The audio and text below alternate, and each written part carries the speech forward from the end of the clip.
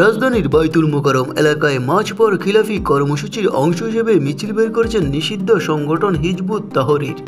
শুক্রবার ৭ মার্চ জুমার নামাজের পর এই মিছিল শুরু হয়।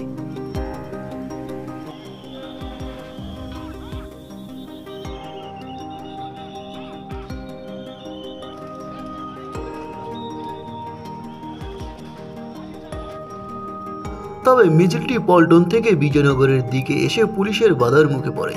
তবে তার আগে প্রায় ১৫ মিনিট নির্বিঘ্নে মিছিল করে নিষিদ্ধ সংগঠন। পরে অবশ্যই পরিস্থিতি অবনতি হলে পুলিশ টিয়ার গ্যাস ও সাউন্ড গেটে ছুড়লে এক দফা ছত্রভঙ্গ হয়ে যায় হিজবুত তাহরীর কর্মীরা। পরে আবার একত্রিত হয়ে মিছিল শুরু করার চেষ্টা চালায় তারা।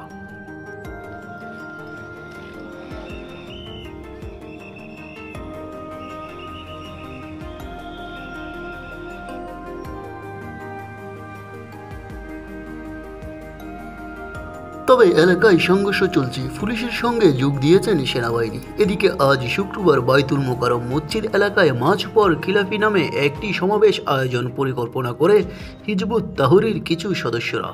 তারা অনুষ্ঠান সফল করতে বাইতুল মোকাররম এলাকায় জমায়েত হওয়ার আহ্বানও জানান। নিউজ বাংলা 29।